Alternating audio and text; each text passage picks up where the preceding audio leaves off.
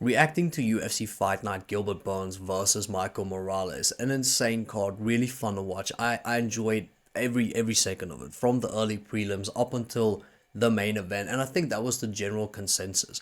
Went to the UFC's Instagram page, went into the comment section just because I enjoy reading people's opinions, and yeah, a lot of people had fun. A lot of people enjoyed the card. And I also saw people mention the fact that it's time to move away from the apex, and I could not agree more. I could not agree more. Just, could you imagine if this card was in front of a massive audience? The reactions with regards to the performances that we saw, the KOs, the submissions, the crowd would have lost their minds. And this card was genuinely worthy of being in front of a big crowd due to the performances. Now, I'm gonna go straight into this card, into the early prelims, but prior to doing so, just a friendly reminder that if you enjoyed the video, I would really appreciate it if you hit the subscribe button, hit the like button, the notification bell. It really goes a long way in helping the growth of this channel. So, getting into it, prior to going into the card itself, I think this card served as a perfect example to the fact that I don't necessarily need to see the Sean O'Malley's, the Alex Pereiras, the Drikas and Islam, Hamzat, all of these big names. I don't necessarily need to see them every weekend. It's more about the performances rather than the names on the card. And obviously that's how you grow names. That's how you market people, is if they have impressive performances and you could just, elevate them to this higher status. But I would rather prefer seeing a card like this one, with insane performances, with insane victories. I would rather see a card like this than see a card with big names on it and it's just a dud. Because even the biggest names, even the best performance within the UFC, could have an off day. Then what is it worth? Is it worth the name on the card? Yeah, that's just my opinion. The performances have a much bigger influence on whether the card was insane or not, rather than the names on the card. Because well, that's how they grow their names. That's how fighters become more relevant, become more marketable, is if they have dominant performances and if people see it. And yeah, I think this would be a prime example of how you could market a fight night card to the extent of being really good. People looking forward to it, knowing that everyone on this card is gonna fight like they need therapy. This was just insane. And yeah, we start off with the early prelims. We had Tisha Pennington, formerly known as Tisha Torres, versus Luana Pinheiro. Now this is completely irrelevant. How do they pick who gets the name? Who keeps their surname? Because Tisha Torres ended up marrying Raquel Pennington, who's also inside of the UFC, a previous champion. How in gay marriage, how do they decide upon who who gets to keep their surname? Is there, I don't know. But we saw Tisha Pennington and Luana Pinheiro, and we saw them, and I enjoyed this fight due to the fact that in a lot of women fights, we tend to see women strike, but there's not a lot of force, there's not a lot of intent, a lot of damage in their strikes, simply because it feels like a lot of women inside the UFC uses it as a form to look good for the judges, if that makes sense. They throw punches, they throw kicks, not necessarily with intent of really damaging and finishing their opponents, but rather to gain points and gain favor from the judges. And I really enjoy when women, don't necessarily do that. We saw Tisha standing on her punches. We saw both women, Luana and Tisha, really eat clean shots and hard shots, and they just continuously threw with intent, with damage. We saw Luana in the third round somewhat fading, but even though she was tired, you could visibly see her being tired. She still continued moving forward. The name of the game for her was obviously to get Tisha down. Tisha didn't go down that easily, had good takedown defense. And listen, if you're gonna stand with Tisha Torres, especially in the women's strawweight division, you're probably gonna lose. She's a really sophisticated striker, probably one of the most sophisticated strikers within that division. So I thought it was a good fight. I thought it was a good performance from Tisha Torres, and I thought Luana, it was a good performance from her as well. Just thought that obviously, going back, looking back at it, she would have loved to get more takedowns, because yeah, that was her way to win that fight. Couldn't get it, and then yeah, we had Tisha Torres via unanimous decision. And then we basically had a finish fest. The intensity of this card went through, busting through the ceilings. And we just saw dominant performance after dominant performance. And this is once again reiterating the fact that or rather the point that I made at the start, is once a fight doesn't necessarily need a finish to be a good fight. But once you have people fighting, the stylistic matchup, you have both men who are good at beating their opponents via stoppage. There's a lot more intent in the fight, and it feels like it's a much bigger deal, because at any moment anything could happen.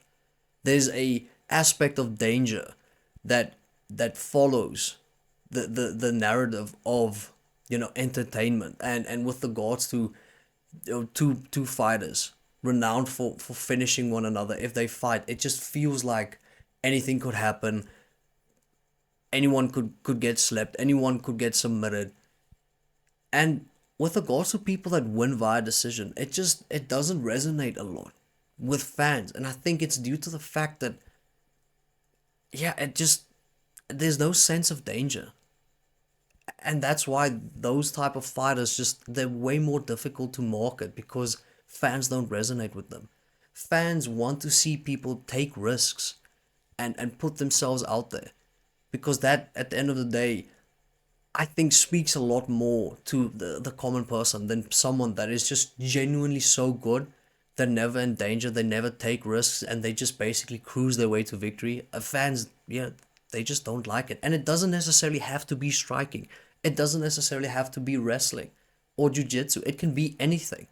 But once you see people that fight and want to finish their opponents via any means, it feels like they have way more impotence. It feels like they have this pressure, this chip on their shoulder, and it feels like they fight with that chip. And yeah, it's just way more entertaining. Does that make sense? And in the second fight on this card, we saw Hyun Sung Park versus Carlos Hernandez. And listen, Park might genuinely be a problem for the flyweight division. Okay, we saw Park return after his injury. The last time he fought was in December of 2023. He returned, and listen, he had 2 fights in the road to the UFC. And then he had 3 fights within the UFC. This was his 3rd one officially within the UFC. Out of his 5 fights, he has won all of them via stoppage, in a division where it is really difficult to finish your opponents. He has had knockout wins, he has had submission wins. He had a submission win on this card. He is a genuine problem. And you could see whenever he fought Carlos Hernandez, whenever he went out and landed punches, you could see that it hurts. You could see that it has impact, because Carlos was reacting on it and didn't want to get, obviously no one wants to get punched in the face, but ended up biting on Park's feints. And yeah, he has power, which isn't something that a lot of flyweights can say, just because power doesn't translate that good in that division, in a small division. And he has power. Ended up using his wrestling, got the rear naked choke, a brilliant performance. I think, if I'm not mistaken, I think he received a performance of the night bonus. Let me just make sure. I'm not sure. But yeah, he was really impressive. Got the submission victory, and early prelims, great success. Then we moved on to women's strawweight division. We saw Elise Reed versus Denise Gomes. I don't know why it's not Gomez. I don't. but Bisping Felder pronounced it Gomes, so let's go with Gomes. A devastating knockout win for Denise. And we basically saw Denise only use her right hand. And Bisping was reiterating this fact throughout the entire fight is because the fact that Elise is from a Taekwondo background. She doesn't have a good guard. Because in Taekwondo your hands are low. Whenever Elise ended up throwing, she didn't return her hand to her head because she doesn't have a high guard because of the Taekwondo. So their hands would return to their body predominantly or roundabout like at the upper body part. And yeah, the knees capitalized, throwing a straight right, rocking Elise Reed, hurting her, and then just landing basically the same punch. If Denise ended up fighting with only her right hand, if she was allowed to only fight with her right hand in this fight, I think she still would have won. Because it's basically the only thing that she used a little bit of her wrestling in the first round, had good wrestling, basically just controlled her. But in the second round, just landing that right, rocking Elise's boat and just then knocking her out, caught her up against the fence, threw a left, knocked her out, and just continued to just hammer. And yeah, Denise, an impressive performance. And this is also something that I want to say is we don't see a lot of women knock out a lot of women. And if you want to be a star within the UFC, I think, if you're a woman, then being a knockout artist will get you far because it's something that we don't see a lot. There's a reason why Amanda Nunes had a big following because she was finishing fights, knocking out women left, right, and center. We saw the same with Valentina once Valentina somewhat came into the UFC, a really sophisticated striker with a lot of power. The same for Zhang Weili, Rose Namajunas, Ioana. A lot of these women that ended up knocking out other women, even with Jessica Andrade, she has a big following, is people like to see it because it's something that we don't often see. Like I previously mentioned, women striking is not necessarily, I'd say, parallel with damage, with a lot of damage and intent. So once you can start getting knockout wins as a woman, a lot of people will tune into your fights because it separates you from, let's just say, the average UFC woman fighter because you are able to knock out women. Does that make sense? So yeah, Denise, an impressive performance. We went on to the next fight, which was Luana Santos versus Tainara Lisboa. And yeah, we saw Luana basically use her wrestling, get Tainara down, and yeah, first round she controlled her, won the round. Then second round, basically the exact same thing happened, where Tainara overextended, and Luana was able to take her down and just keep on the ground. And yeah, I thought we were gonna see the end of the second round, but then literally in the final seconds, an Americana submission, which I have not seen within the UFC live. I have not seen a Americana submission live within the UFC, which yeah, I thought it was insane. The first one I've seen. And yeah, Luana with an impressive performance, a dominant performance over Tainara Lisboa. And listen, it just it just kept on getting better. We saw Sung with his rear naked choke win. Then we saw Denise knock out Reed. Then we saw Luana get Americana, which doesn't happen ever. And then we saw the Delval, sorry, messed that up properly, against Conor Matthews. And yeah, I don't know how this guy's a featherweight. Yadir is massive for a featherweight. He looks like physically, he's not very tall, but physically his stature, he looks like a welterweight. And yeah, very muscular, very explosive. We saw his leg kicks on Conor Matthews at the start of that fight, and it looked devastating. But yeah, Yadir basically just took the same blueprint that Park took. Ended up taking Conor Matthews down. Ended up submitting him via rear naked choke. A good performance for Yadir. The what's it? The Cuban. What's his nickname? The Cuban. Yeah, I can't remember. Anyway, Yardir was really impressive. His leg kicks looked devastating, and we saw him get the submission win over Conor Matthews. Then we ended up moving to the next fight, Jared Flash Gordon versus Thiago Moises. And I thought going into this fight, do not sleep on Jared Gordon, because his record doesn't really serve as a fair indicator to how good he is. And if you ever have doubts about Paddy Pimblett's chin, watch this fight with Jared Gordon and Thiago Moises. We ended up knocking out Thiago Moises, a beautiful right hook, knocked Thiago Moises out. And then you go watch the Paddy fight, and you see how many times Jared Gordon landed flush on Paddy Pimblett's chin. And it looked like Paddy was unfazed by it, which is insane. Because he basically landed flush once against Thiago. Now, we could say that Thiago probably doesn't have the best chin. He definitely doesn't have the worst chin. But he landed flush once and he knocked Thiago out. An insane performance by Jared Gordon. We saw the first exchange in this fight. Thiago went for a leg kick, and he basically got like pushed over with a punch. He was on the ground. Jared controlled him. They ended up standing up. Jared had a massive gash on his forehead, and then just as Thiago threw a left, Jared slipped under, connected with a right hook, connected flush, and knocked him out. It was a thing of beauty. And yeah, a lot of people, I say the reason why Jared doesn't have a massive following, it's not necessarily about the fact that, okay, he's not a big star. But I mean, if you look at the way he fights, if everyone on this planet who's a mixed martial arts fan look at the way Jared fights, a lot of them would be fans.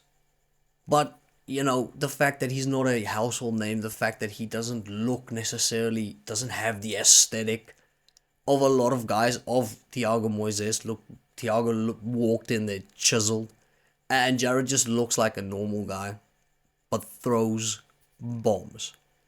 And all of the performances prior to the one that we're gonna get into right now, the main event of the prelims, it looked like within the first exchange, you somewhat knew where this was going. If we look at Jared Gordon, if we look at Yadir with the first leg kick he threw, if we look at Luana, Denise, all of them, within the very first exchange, they just looked like they were gonna win this fight. Looked like they were gonna stamp their authority down upon this fight and impose their will on their opponents. And the only one that wasn't like this was the Gabe Green versus Matias Camillo. Matias making his UFC debut. Gabe Green, who was a welterweight, moving down to lightweight, chiseled. Okay, the guy looked like there was no body fat was seen on Gabe Green's body. And Gabe was the only one that actually went through adversity. We saw, and the first round was relatively close, but then in the second round, Matias Camillo, who has good submission wins on his name, he has a Kimura win, he has a triangle win, no, he has a Kimura win, he has an armbar win in his professional career coming into the UFC, and we saw in the second round he was on full mount. And then he went for a triangle, and it looked deep. It looked like Gabe Green was going to tap. I thought that it was over. I initially predicted that Matias would win this fight, because he looked really good in the first round. He threw good body shots, landed with good hooks, mixed it up relatively good. And in his fights prior to the UFC, he looked really good, fighting on the front foot, has good Brazilian Jiu-Jitsu, has decent wrestling, and due to all of those factors, I thought that he was going to win this fight. And once he synced in the triangle, I thought, yeah, that's way too deep. And then Gabe Green slammed him, and then just progressively ended up getting his head out. And then you could see the despair in Matias's face. As soon as Gabe Green got out of the triangle, you could see that Matias looked defeated. Because a lot of effort goes into that submission. You have to squeeze a lot. You're gonna fatigue yourself because of the fact that, well, you have to squeeze a lot. And yeah, Matias looked out of it once Gabe Green got out of the submission. And Gabe proceeded to get his bag, sink in a choke. It didn't even look deep. It's basically just more like a crank, like a head crank, and then yeah, Matthias tapped, and that was the end of the prelims. And it was just stoppage win after stoppage win, and it was insane. And then we went into the main card, and it felt like, well, the standard has been set. And the main card was basically the complete opposite with regards to the outcomes of the prelims. But it was still insane. That's why I'm saying that it doesn't necessarily need a finish, but it needs two people looking for one to make it that much better, to actually make it so exciting. Because we start off the main card. We started off with Julian Erosa versus Mulkizio. Well, I'm gonna butcher that again. Mulkizio Costa. In the featherweight division, Julian Erosa and Mulkizio Costa fighting the third time this year. It's not even at the halfway mark of the year. It's already his third fight. I predicted that Mulkizio will win because of his head kick, because of the fact that Julian doesn't have a great guard. Well, basically has no guard at all. Doesn't have great defense, striking defense. I thought that Mulkizio will take advantage of that, capitalize on that with his head kicks especially. And then he landed a head kick, which rocked Julian Erosa and basically didn't throw it again. For the entirety of the fight, didn't throw it once. Now, it could have been because Julian just decided to move forward, but this fight was insane. I would have genuinely watched 25 rounds of this fight. Now, they couldn't give us full. Okay, at the end of the third round, Costa, Erosa, both of them were drained just because they put everything into it. Julian Erosa ate massive shots, and then listen, it feels like if you are unable to knock out Julian Erosa, he turns into this weird mythical figure where the more damage he takes, the more durable he gets. If you don't knock him out, the more you hit him, the tougher, the more durable, the more accurate he gets. Because we saw in the third round, he was piecing up Mulkizio Costa. I thought that, 29, 28, I had Mulkizio winning the first two, I had Erosa winning the third, and everything was in this fight. Once again, it wasn't just striking. We saw wrestling, we saw clinching, but we saw active wrestling, we saw active clinching, which, yeah, once again, the ownership looking for a finish was both men fought with that intensity, but they didn't get the finish. But the fight was still insane. Mulkizio Costa ending up winning via unanimous decision. Second fight, basically the same thing. Nursultan Ruziboev versus Dustin Stoltzfus. And yeah, predicted Nursultan to win. I thought via KO. I thought he would be able to knock Dustin out. Turns out you need a car to run over Dustin Stoltzfus to knock him out. Now I watched his previous fights. I watched his knockout win over Marc-Andre Barriou. Watched his performance with his submission win over Punahele Soriano. So I know he is good. But I've seen him get knocked out. I thought Nursultan would be able to knock him out as well. And Nursultan tried. Wasn't via a lack of trying. The fact that this fight went the distance. Nursultan Ruziboev really tried knocking Dustin out rather. And Dustin just said no. And it was, once again, was insane. We saw wrestling, we saw Nursultan striking, we saw uppercuts that landed flush and Dustin just walking through it. We saw Dustin pressuring Nursultan a lot. We saw that spinning wheel kick of Nursultan and Ruziboev probably landed 3 times. And Dustin said, yeah, alright, next one. Ate it like a buffet. Dustin Stoltzfus was durable as hell. Really impressed with both men's performance. Listen, this is why Dustin Stoltzfus is now 3-6 inside the UFC, and he will probably still continue to be inside of the UFC. He can basically go on a 15-fight losing streak and still be within the UFC. An insane fight. Nursultan Ruziboev winning via unanimous decision. Then we went on to the co-main event. Now, this wasn't initially the co-main event. The co-main event was Paul Craig versus Rodolfo Bellato. And that fight got cancelled, so now Sadiq Yusuff versus Myron Santos was promoted to the co-main event at lightweight. I thought Sadiq would win this fight. I thought his methodical striking, his constant forward pressure would pay off. And yeah, Myron Santos won the fight, looked really good. And Bisping said it, and I do agree with him. The way that he fights, his style is very Anderson Silva esque. No one is saying he's as good as Anderson Silva. But if you look at the way that he fights, if you look at the way that he moves, the way that he circles, the way that he throws, you could basically take AI, slap Anderson Silva on there, and it would look the same. Now, obviously, he has a long way to go to fill those shoes. But yeah, Myron Santos was really impressive. Once again, we saw him with those devastating leg kicks. We saw him drop Sadiq Yusuff. So he has dropped every single guy that he fought in the UFC with his leg kick. We saw it against Khan Offley. We saw it against Francis Marshall. And now we saw it against Sadiq Yusuff. What's odd is the fact that he doesn't continuously just throw it. He would throw it and then drop you and then just move off of it. If my leg kicks were that tough, I would just hammer them constantly. We saw Sadiq use way more leg kicks and calf kicks than Myron Santos, but Myron at the end was just too good. It was probably the least exciting fight on the card.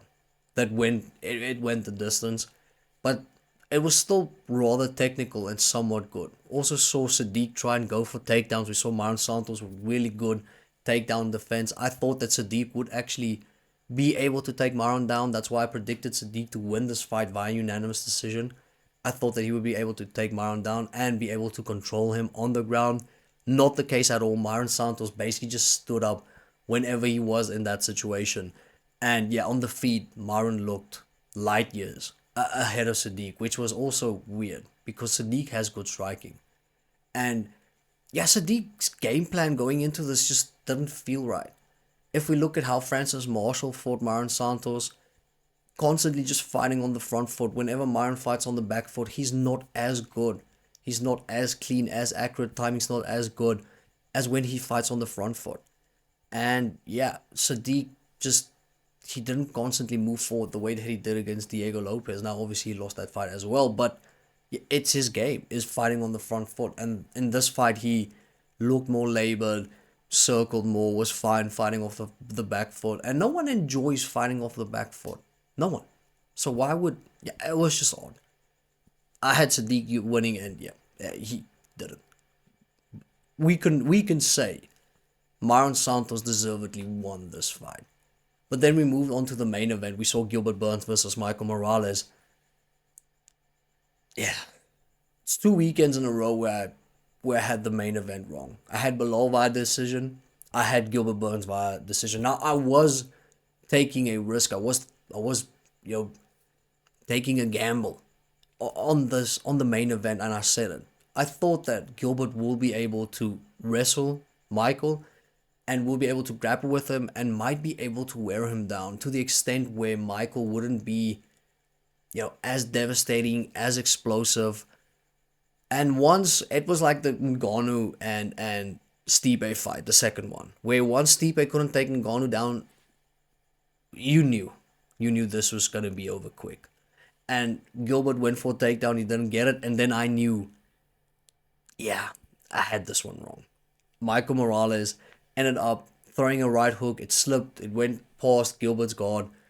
And yeah, proceeded to win via TKO. An impressive performance. How big is Michael Morales?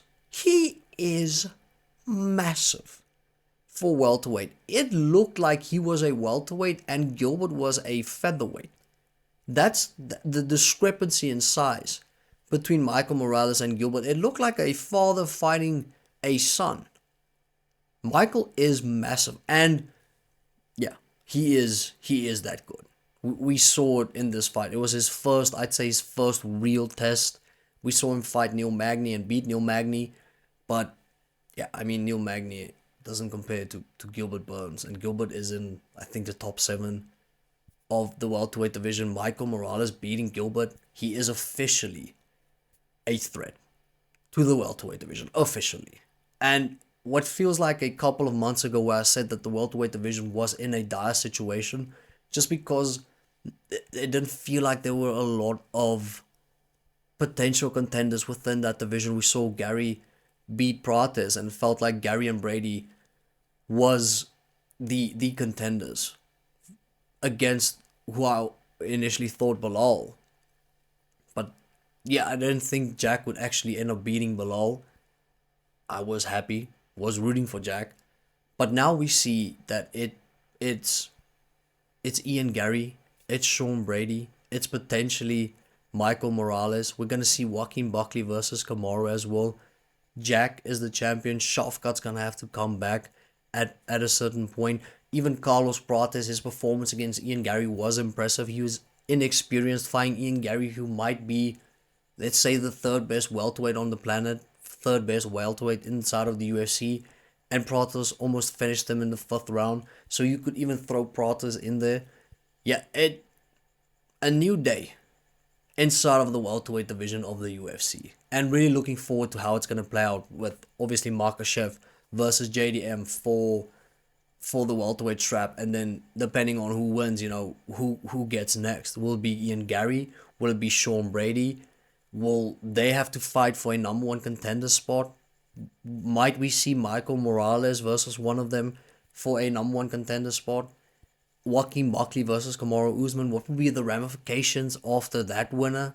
And what will happen if Kamaru wins? Does he genuinely have another push in him to be a contender for the welterweight division?